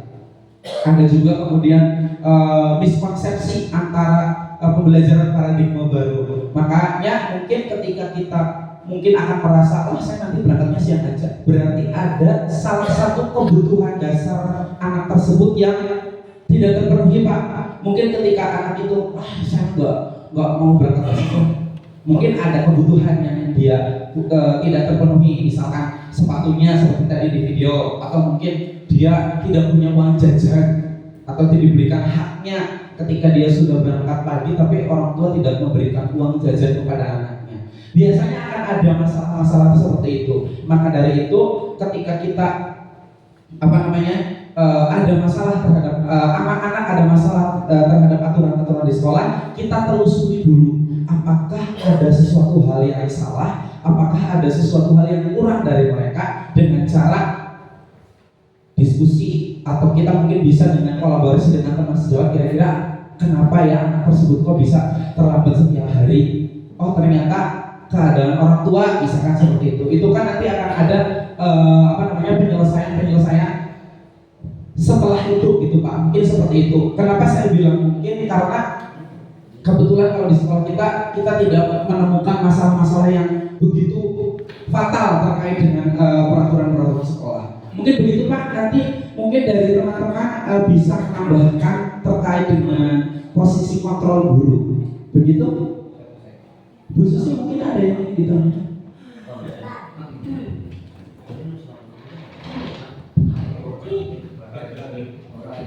Apa ya?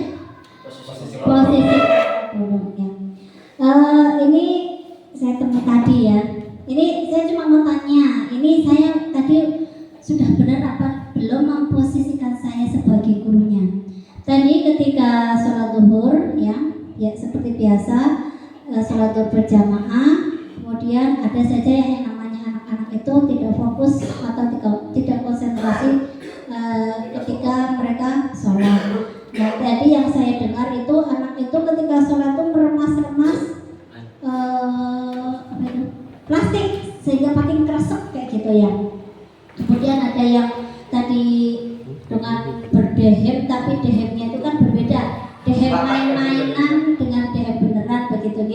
Nah, kemudian setelah selesai, saya mengatakan kepada anak itu yang sebelah kanan, tolong diulangi lagi sholatnya. Tidak tahu siapa tadi, pokoknya tadi saya mendengar ada kresek-kresek dan ada yang lainnya. Silahkan diulangi kembali sholatnya. Nah, mereka kemudian ada 3 orang anak, secara spontanitas mereka langsung berdiri untuk mengulangi sholat tersebut. Nah, saya itu disebut sebagai penghukum atau yang apa tadi ya? Merasa bersalah atau sebagai motivatornya gitu. Pemantau atau sebagai manajer ya, begitu. Itu saja. Oke, terima kasih Bu Susi atas pertanyaannya. Oke, baik. Terima kasih atas pertanyaannya Bu Susi. Mungkin sebelum saya mencoba untuk menjawab, mungkin Bapak Ibu punya ide atau gagasan terkait dengan pertanyaan tersebut. Pak Nuryanto, mungkin, atau Pak Kasum, atau Bu Arifah. Kira-kira menurut Bu Arifah? Kalau menurut saya mungkin sebagai ini ya penghukum, iya. Sebagai penghukum, kemudian karena kan kalau misalkan tadi apa yang rasa bersalah kayaknya, maksudnya sebelum sholat itu apakah ada kesepakatan kalau misalkan si pada berisik baik diulangi kayak gitu Bu? Tidak ada. Ya makanya itu harus Oke. Baik, terima kasih. Kalau tadi tentang materi tentang hukuman, konsekuensi dan restitusi ya Bu, tadi ada di materi itu bahwa kalau konsekuensi itu sudah terencana ya, sesuai dengan kesepakatan. Kalau hukuman itu berarti spontan, tidak ada hal yang direncanakan. Tetapi dalam konteks ini kan sudah hubungannya bukan antara manusia dengan manusia ya Bu, tapi hubungannya antara manusia dengan Tuhannya. Ketika Ibu Susi bukan mengejar, lebih ke memberikan sebuah hukuman sholat lagi gitu ya Bu. Tetapi kita akan ambil nilai positifnya Bu. Ketika Bu Susi memposisikan sebagai penghukum pun di situ akan ada nilai positifnya. Ya, karena saya yakin posisi apapun kalau kita ambil negatifnya, kita tidak akan menjadi maju. Kita tidak akan menjadi seorang yang berpikiran terbuka. Tapi kalau misalkan kita memposisikan sebagai penghukum dengan memberikan hukuman, hal tersebut bisa diambil positifnya Bu. Apalagi ini hubungannya dengan Tuhan. Tetap kita ambil positifnya. Walaupun saya menganggap tadi yang seperti Bu Arifah sampaikan, berarti Bu Susi ini adalah sebagai penghukum, gitu ya. Penghukum karena memberikan hukuman tanpa adanya kesepakatan. Tetapi kalau menurut saya Bu Susi itu kan tadi memberikan hukuman ya, bukan posisi sebagai penghukum. Menurut saya Bu Susi hanya memberikan hukuman, tetapi posisi menurut saya posisi Bu Susi ini adalah berada di lebih ke pemantau Bu, memantau jalannya sholat ya, jalannya sholat. Oh berarti tadi ini ada yang begini dimantau. Ketika ada sesuatu hal yang kurang, tadi sholat kembali ya kan, seperti tadi kamu bajunya kurang atribut, beli, ada penyelesaiannya. Jadi Bu Susi itu walaupun memberikan hukuman tadi ya Bu ya, memberikan hukuman tadi, tapi posisi Bu Susi itu di pemantau karena Bu Susi memberikan solusi, sebagai yaudah sholat kembali, karena itu sudah tanggung jawabnya kita kepada Tuhan kita, daripada engkau ada terima gitu Bu. Jadi posisinya sebagai pemantau. Tetapi bukan juga termasuk sebagai itu yang memberi rasa bersalah. Karena saya tidak menunjuk siapa yang merasa tadi berbuat seperti itu, silahkan. Saya kan nggak tahu siapa orang-orangnya. Nah mereka dengan cara kesadaran dia sendiri langsung ya saya bersalah begitu. Berarti itu kembali ke motivasi intrinsiknya Bu. Apa yang dia yakini, oh saya salah, berarti saya harus melakukan kegiatan itu lagi tanpa harus disebutkan namanya Bu. Tanpa harus disebutkan namanya, siapa yang memang merasa itu kok kurang benar, kasarnya begitu ya Bu. Jadi dia meyakini bahwa itu motivasi intrinsik dari dia, oh saya tadi salah. Bukan berarti terus dalam artian terus membuat rasa bersalah Bu. tapi itu lebih ke motivasi intrinsiknya dia. Motivasinya dia ternyata sudah muncul tanpa harus dia dihukum atau membuat tidak nyaman begitu. Atau mungkin tujuan yang lain juga bisa. Ketika dia merasa bersalah, akhirnya dia merasa terhukum, akhirnya dia takut, misalnya seperti itu. Tetapi pandangan saya dari semua yang sudah ada terkait dengan posisi kontrol guru, hukuman, kemudian konsekuensi restitusi, serta motivasi intrinsik, saya ambil positifnya, Bu Susi di sini sebagai pemantau, karena Bu Susi memberikan solusi kembali ketika dia melakukan kesalahan. Ibu berarti pemantau. Bu Susi memberikan apa? Memberikan hukuman karena Bu Susi tidak memberikan kesepakatan atau tidak berencana. Tetapi itu masih bisa diambil positifnya, Bu. Ya, ambil positifnya, nilai-nilai positifnya. Kemudian terkait dengan dia kemudian kok tanpa harus disuruh dia langsung melakukan sholat kembali, itu kembali lagi ke motivasinya. Apakah dia motivasinya masih eksternal atau intrinsik? Tapi kita ambil positifnya untuk mengambil di motivasi intrinsik tanpa harus disuruh untuk menghargai dirinya dan menghargai orang lain. Begitu Bu Susi.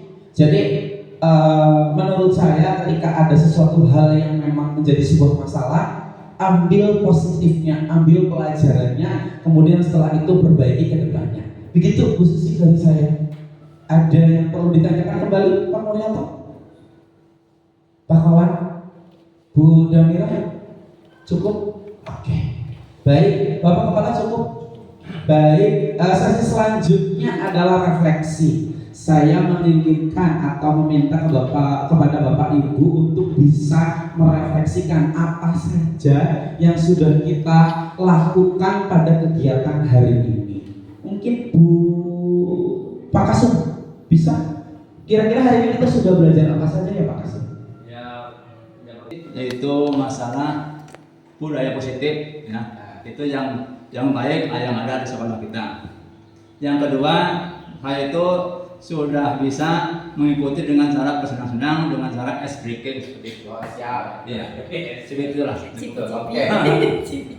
Baik, ternyata Pak Kasum sudah belajar tentang budaya positif dan ice breaking ya. Ice breakingnya mungkin ada yang lain. Jauh-jauh dari Pulau Seberang ke sini luar biasa sekali, banyak sekali yang saya pelajari di sini dari Pak Nana.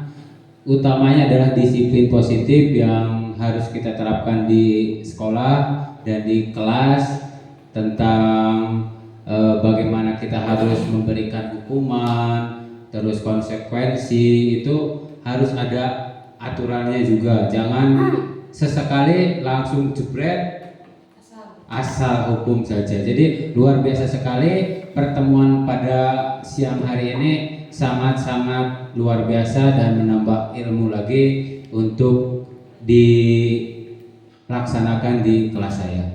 Terima kasih. Terima kasih, tepuk tangan untuk baik Bapak Ibu, alhamdulillah pada kegiatan hari ini terkait dengan menyebarkan pemahaman dan penerapan pengalaman budaya positif sudah kita laksanakan dengan baik. Terima kasih diskusinya, terima kasih atas partisipasinya Bapak Ibu guru, terima kasih juga Bapak Kepala Sekolah, teman CGP saya Pak Agung, serta Pak Nuryanto dari Siruyung dan dari Babakan sudah hadir di SD Negeri Sidomulyo 01. Mudah-mudahan pada kegiatan hari ini kita bisa mengambil pelajaran, mengambil semua manfaat yang ada. Saya yakin Bapak Ibu guru di sini adalah Bapak Ibu guru hebat yang mau dan mampu untuk melaksanakan kegiatan-kegiatan pembelajaran yang baik.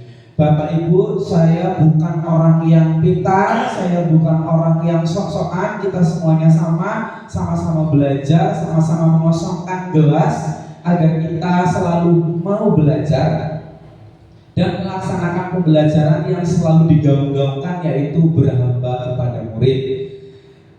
Terima kasih Bapak Ibu atas perhatiannya. Apabila ada hal-hal yang memang kurang berkenan, kata-kata saya yang kurang baik, ataupun mungkin hal-hal yang tidak baik, saya mengucapkan mohon maaf yang sebesar-besarnya. Mudah-mudahan di kesempatan berikutnya saya masih bisa berkolaborasi lagi dengan Bapak Ibu guru. Wabillahi taufiq wal hidayah. Wassalamualaikum Assalamualaikum warahmatullahi wabarakatuh.